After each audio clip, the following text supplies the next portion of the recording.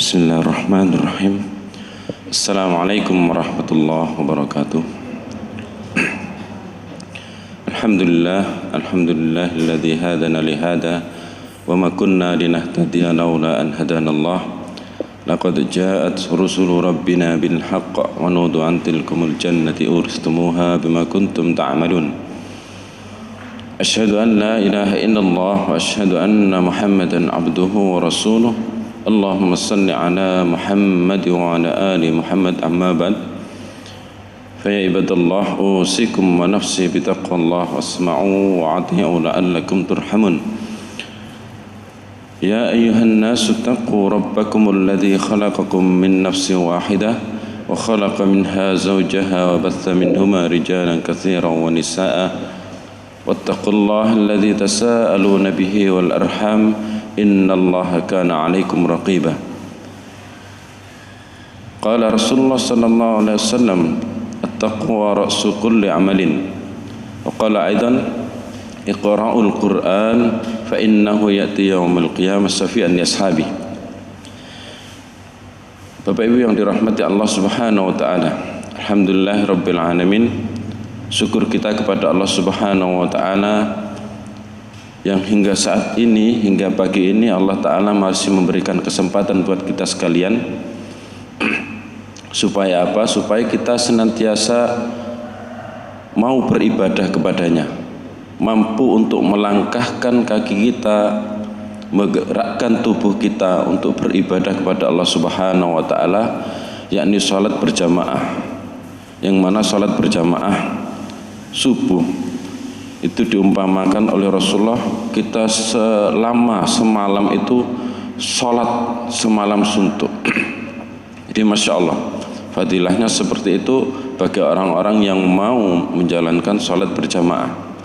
Kemudian apalagi yang disambung dengan talabul ilmi, bermajelis, yang mana majelis ini insya Allah dirahmati Allah Ta'ala, penuh dengan rahmatnya Allah Subhanahu wa ta'ala.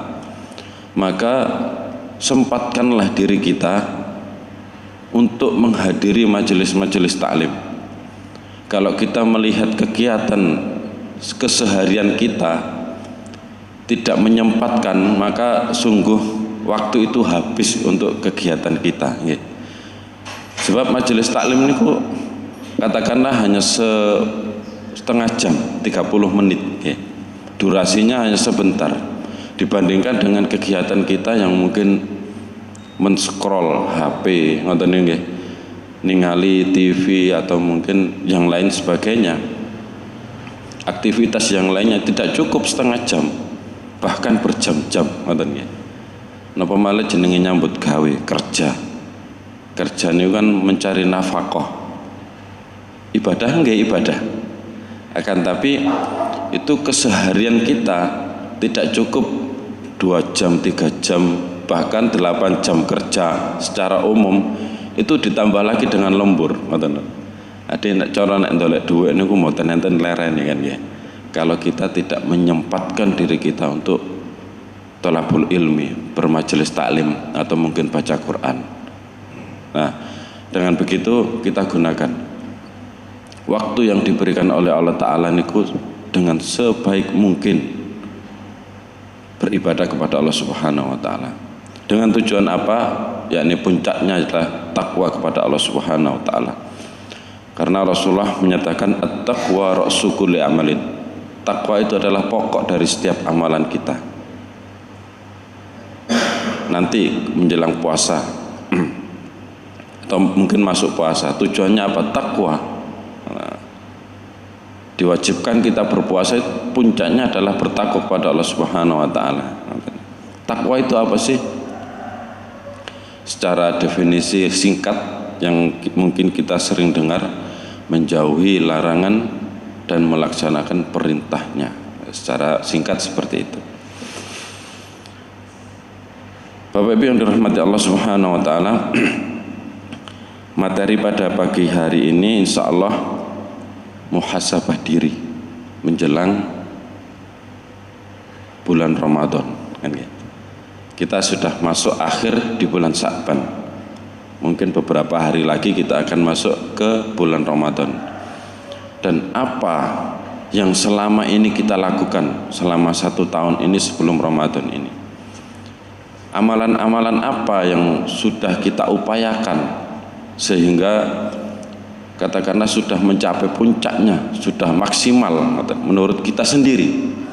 Jadi muhasabah itu mengevaluasi diri kita sendiri sebelum kita mengevaluasi orang lain mungkin gitu. Karena Sayyidina Umar menyatakan hasabu anfusakum qabla an tahsabu. Hisablah diri kalian, hitung-hitunglah diri kalian sebelum kalian itu akan dihitung oleh siapa? Allah Ta'ala nanti di akhirat. Wa tazayyanu lil ardil akbar wa inna yahifa hisabu yaumal qiyamah ala man hasaba nafsahu. Jadi hiasilah diri kalian di dunia yang sungguhnya nanti Allah akan meringankan hisab kalian pada hari kiamat, orang-orang yang menghisab dirinya ketika di dunia, ketika masa hidupnya. Jadi Sayyidina Umar menyatakan hisablah diri kalian sebelum nanti dihisab oleh Allah Ta'ala yang nanti di akhirat. Dan hiasilah diri kalian di dunia, sesungguhnya Allah Ta'ala akan meringankan nanti meringankan di yaumil qiyamah hisab-hisab kalian. Jaminannya ketika kita di dunia menghisab diri kita, rajin mengevaluasi diri kita, nanti Allah akan meringankan hisabnya di akhirat. Muhasabah sebenarnya nopo sih muhasabah ya. Sering kita mendengar. Artinya kita mengevaluasi, definisi singkatnya evaluasi diri. Tentang apa? Tentang amal ibadah kita. Yang dievaluasi itu amal ibadah. Karena yang diinginkan oleh Allah Ta'ala adalah ibadah kita, menyembah Rabb kita, ibadah kepada Allah Subhanahu wa Ta'ala. Seberapa kuat sholat kita, seberapa banyak bacaan Quran kita, seberapa banyak harta yang sudah kita keluarkan fi sabilillah, ya, seberapa banyak waktu kita gunakan untuk menuntut ilmu, untuk beribadah kepada Allah Subhanahu wa Ta'ala. Nanti akan kita pertanggungjawabkan. Jadi mumpung sebelum kita memasuki bulan Ramadan, maka kita upayakan mempersiapkan diri kita, merencanakan diri kita untuk menghadapi bulan Ramadan. Apa saja yang kita persiapkan setelah kita mengevaluasi diri kita? Oh, saya selama setahun ini kurang begini, bacaan Quran saya masih kurang, sholat saya masih telat mungkin, dan lain sebagainya. Insya Allah, dengan insya Allah kita akan bernadar, menguatkan tekad kita selama bulan Ramadan, dan sesudahnya saya akan menambah amalan-amalan kita. Kemudian kembali lagi kepada niat. Innamal a'malu binniyati. Dari hadis Imam Bukhari Muslim menyatakan bahwasanya sungguhnya amalan itu tergantung pada niatnya. Niatnya kepada apa? Salat kita berjamaah mungkin ya.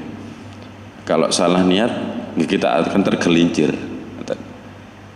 Infak kita, sedekah kita nilainya ibadah sebenarnya. Akan tapi kalau kita salah niat, maka akan habis pahala dari sedekah tersebut. Sudah sering disampaikan kisahnya, orang yang bersedekah, orang yang haji, orang yang bahkan gugur di medan perang, syahid, mereka semuanya masuk ke neraka. Karena apa? Karena niatnya tidak lillah, supaya dipandang oleh orang lain sebagai orang yang dermawan, supaya dinilai oleh orang lain, oh kuat, dia itu pandai berperang, sehingga dia pasti mati syahid. Akan tapi di hadapan Allah Ta'ala nilainya 0. Nah, disitulah pentingnya niat. Niat itu biqalbi, niat itu dalam hati kita. Jadi orang lain tidak bisa menilai kemurnian dari hati kita, niatnya kepada Allah Ta'ala atau yang lainnya, tidak bisa. Yang tahu hanyalah kita, hanya kepada Allah Subhanahu Wa Ta'ala. Kita dan Allah Ta'ala yang tahu. Kemudian perbanyak taubat. Perbanyak taubat itu maksudnya seperti apa?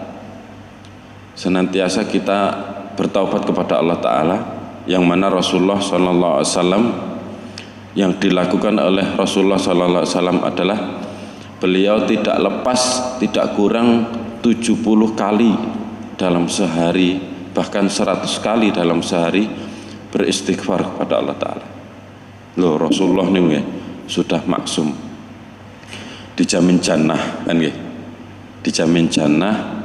Beliau tidak kurang beristighfar niku 70 kali sehari, bahkan 100 kali. Kalau kita siapa yang jamin jannah? Nggak ada. Nggak ada yang menjamin surga nanti di akhirat, nggak ada sama sekali. Maka kita upayakan waktu longgar kita setelah sholat, mungkin ya, yang paling mudah itu setelah sholat ya. Setelah sholat istighfar, astaghfirullah, astaghfirullah, atubu ilaik. Ringan sebenarnya, kalimatnya pendek kan, tapi kadang-kadang kita juga meremehkan, wis ping telu wae, wis ping telu. Jadi tambah katanya, mungkin 10 kali, 100 kali boleh, silahkan istighfar.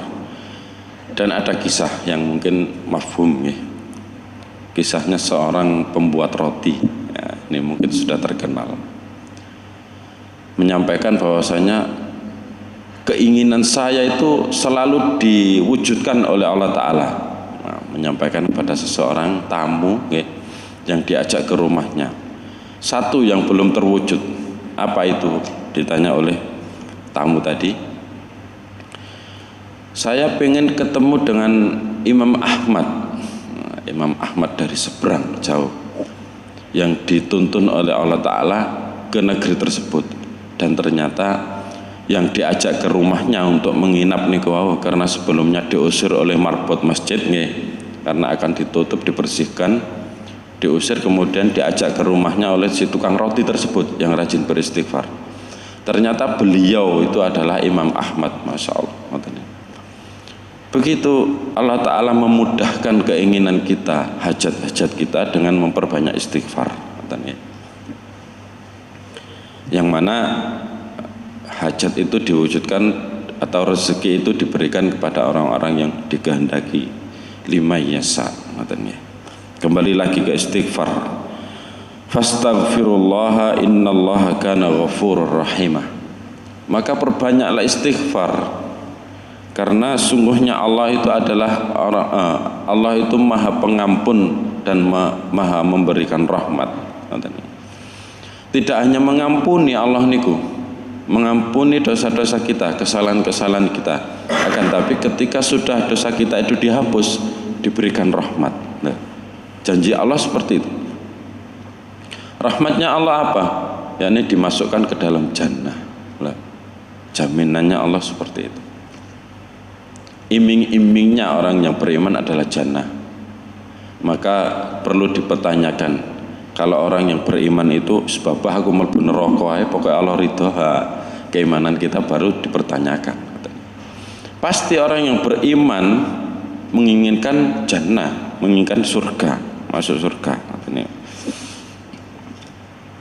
Yang kemudian kita mengevaluasi diri kita, mengevaluasi tentang apa? Sholat kita, ibadah-ibadah wajib. Salah satunya yakni sholat. Kita evaluasi, salah satunya yakni sholat kita, yang mana sholat itu adalah salah satu ibadah yang pertama kali dihisab oleh Allah Ta'ala. Kalau sholat kita baik, lah amalan-amalan kita pasti diringankan, diloloskan oleh Allah Ta'ala. Yang menjadi kekhawatiran adalah bagaimana tatkala sholat kita itu masih rusak, masih salah, masih kurang baik menurut Allah Subhanahu wa Ta'ala. Bagaimana dengan orang yang sholatnya rusak niku? Ya. Makanya kita perlu kembali belajar. Sholat yang benar menurut Rasulullah itu seperti apa? Takbiratul ihram kita, sujud rukuk kita, bacaan-bacaan kita, itu yang terpenting adalah tumukninah. Dan ini banyak ditinggalkan oleh sebagian orang-orang Islam. Nggih. Napa malih nek salat tarawih. Salat tarawih niku sing viral 23 rakaat nggih.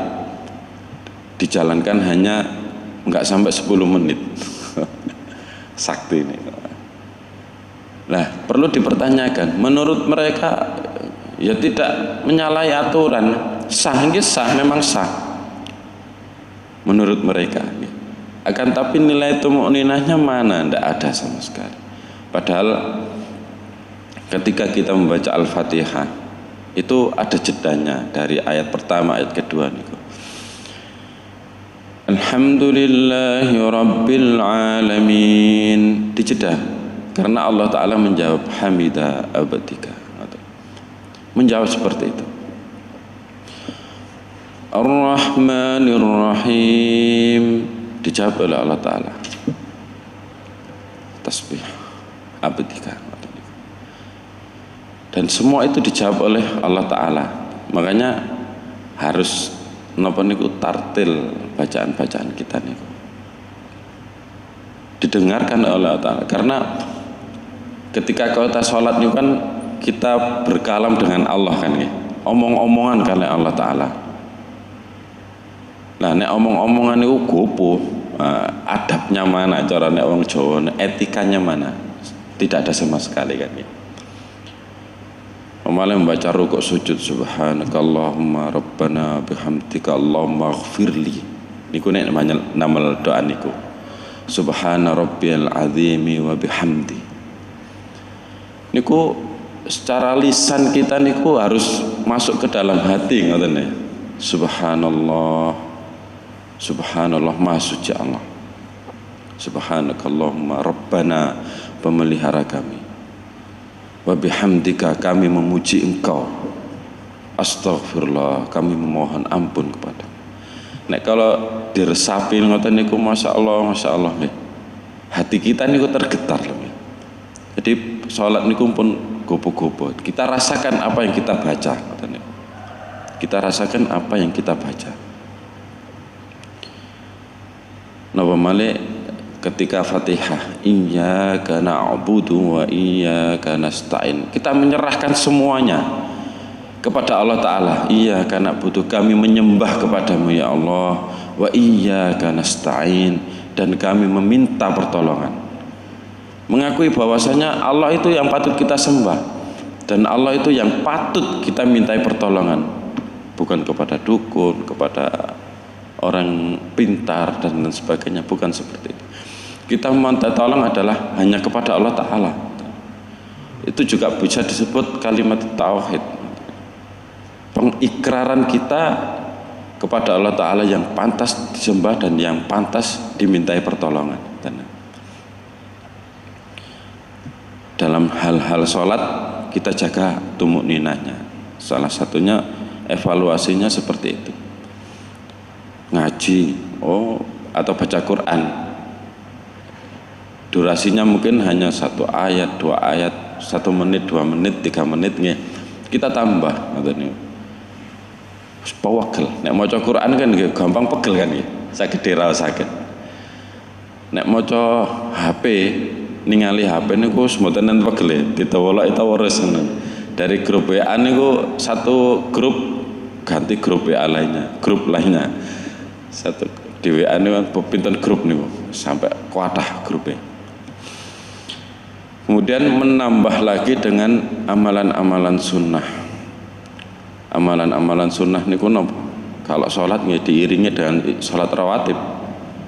Kalau mampu lagi sholat malam, sholat malam. Dan itu yang dicintai oleh Allah Subhanahu wa taala, ciri-ciri khusus bagi orang-orang yang beriman. Minimal witir. Minimal witir. Witir niku napa? Salat ganjil di akhir waktu malam. Enggak ketang sak rakaat, nggih, mboten napa-napa, 1 rakaat, 3 rakaat ditambah lagi. Karena Rasulullah ngendika ngeten, al-witrul haq min muslimin lil muslimin. Al-witrul haq lil muslimin. Witir itu hak. Hak itu sebagian atau setengah dari wajib bagi orang-orang yang beriman, lil mukminin. Bagi orang-orang yang beriman, setengah dari wajib. Tetap hukumnya sunnah ya, akan tapi dikuatkan hukumnya menjadi setengah wajib. Kalau siang mungkin penutupnya adalah maghrib, dan malam penutupnya adalah witir niki, salat witir. Kita tambah salat sunnah kita.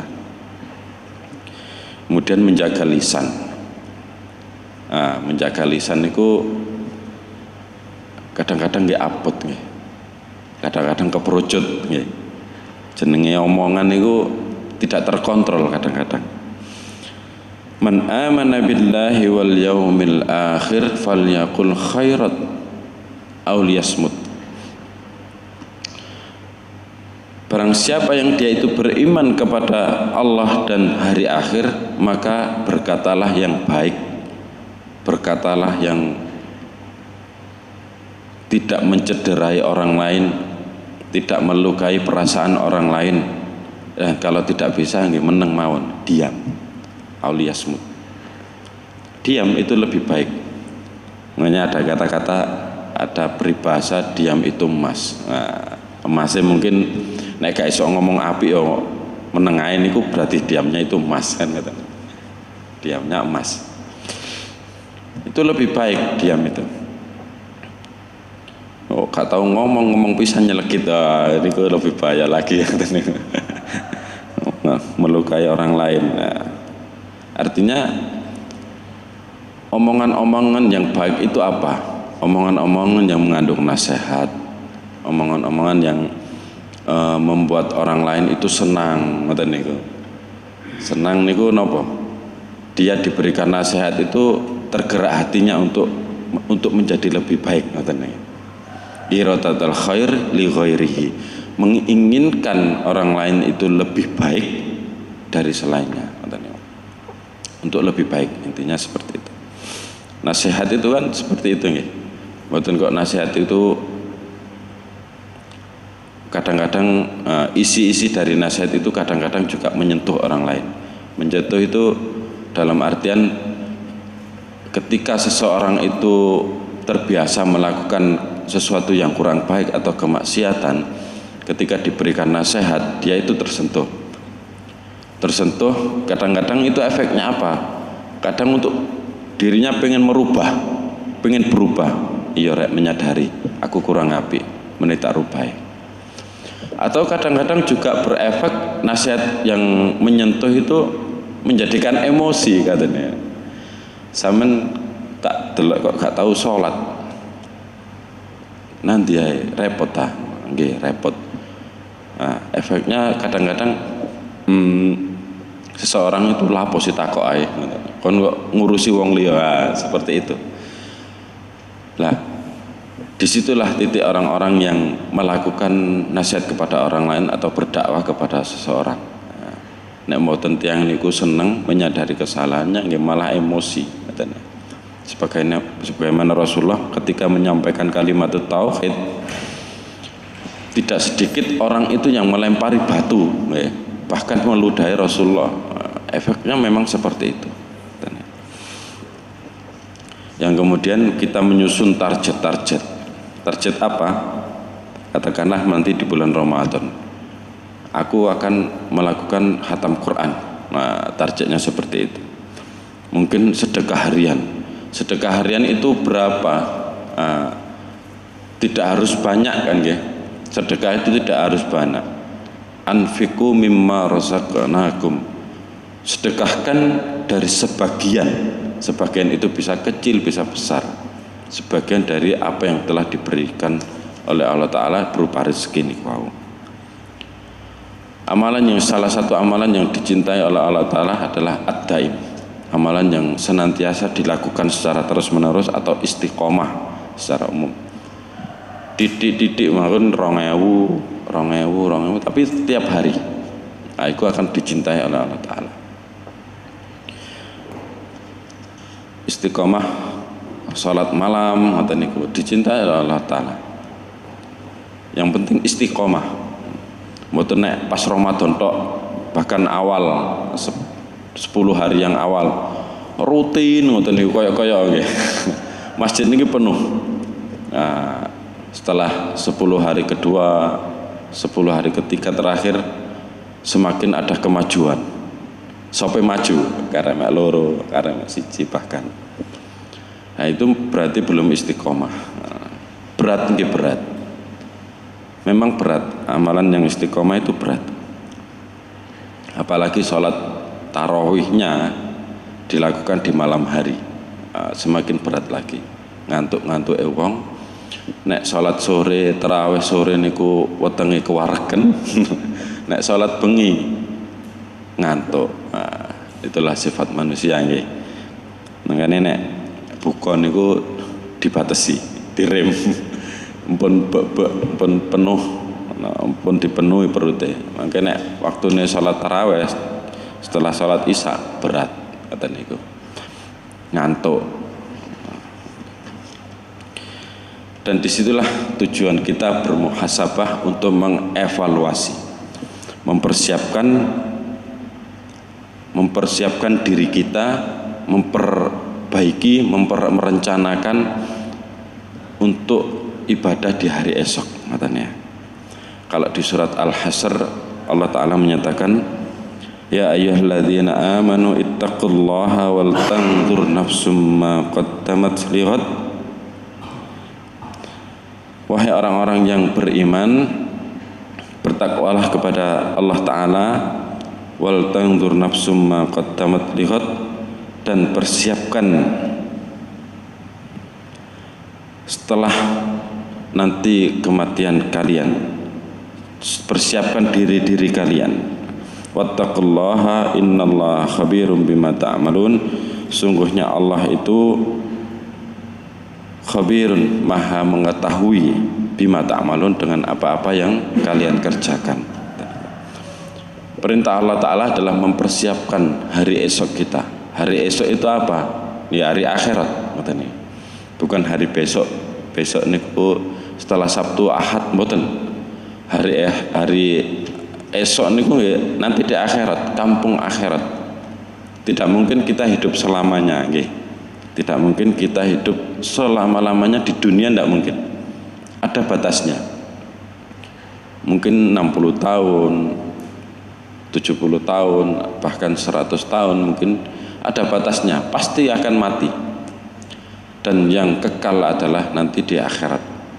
Setelah kita mati, masuk alam kubur, disitulah waktu yang bagaimana kita ditunggu oleh siapa. Amalan-amalan kita baik atau amalan-amalan kita itu rusak. Kalau amalannya baik, maka ditemani, kita akan kondisikan seperti orang-orang yang tidur dengan tenang. Akan tapi sebaliknya, kalau amalan-amalan kita itu rusak, maka ketakutanlah yang akan mewarnai dalam kubur kita, dihiasi atau ditemani dengan amalan-amalan rusak kita. Mungkin diserupakan dengan binatang-binatang. Kalau dicerita-cerita ulo, kalau jengking, itu akan menemani kita. Bahkan disiksa oleh Allah Ta'ala. Siksa kubur itu pasti. Bukan kok hanya cerita, siksa kubur nih, itu ada nyata. Dan itulah kiat-kiat kita, cara-cara kita yang disampaikan oleh Rasulullah SAW, bagaimana kita menghadapi hari esok. dengan mengevaluasi amalan-amalan ibadah kita, mengevaluasi dan juga merencanakan, mentargetkan amalan-amalan kita di hari-hari yang selanjutnya. Mumpung kita diberikan waktu oleh Allah Ta'ala, kita berupaya dengan waktu yang diberikan itu memperbaiki, senantiasa memperbaiki secara terus menerus, belajar terus, ngaji terus. Jadi ibadah ini terus menerus, talabul ilmi terus, minal mahdi ilal lahdi, batasannya ilal lahdi. Minal mahdi ini dari ayunan seorang ibu ilal lahdi sampai masuk ke liang lahat pun. Hati ini batas akhirnya orang-orang yang mencari ilmu. Ilmu apa? Ilmu akhirat tentunya, ilmu akhirat, ilmu Quran, ilmu hadis, bahkan ilmu faraid, ya, ilmu tentang waris niku wajib kita pelajari ini sampai mati. Artinya talabul ilmu itu sampai mati. Begitu juga sholat tidak ada keringanan sama sekali. Sholat kalau kita tidak kuat dengan berdiri, dengan duduk, tidak bisa dengan duduk, dengan berbaring. Hanya berbaring saja tidak bisa melafalkan lisan dengan hati kita. Begitulah Allah Ta'ala mewajibkan sholat kepada hamba-hambanya. Sampai kapan? Sampai mati. Seterusnya. Jadi tidak ada alasan kita dengan kondisi apapun dengan mudah kita meninggalkan sholat. Tidak ada alasan sama sekali. Sesibuk apapun, setua apapun atau sesakit apapun bahkan, kita masih diwajibkan oleh Allah Ta'ala sholat. Sholat. Maka perbaikilah sholat, perbaikilah amalan-amalan kita yang lainnya. Mungkin itu yang bisa kita sampaikan. Mudah-mudahan bermanfaat buat kita sekalian, dengan tujuan kita menambah amalan-amalan ibadah kita dengan tujuan apa? Mencapai ridhonya Allah Ta'ala, yakni Jannatul Firdausil A'la. Mudah-mudahan diridhoi oleh Allah Ta'ala. Rabbana taqabbal minna innaka antas sami'un alim wa tub 'alaina innaka antat tawwabur rahim.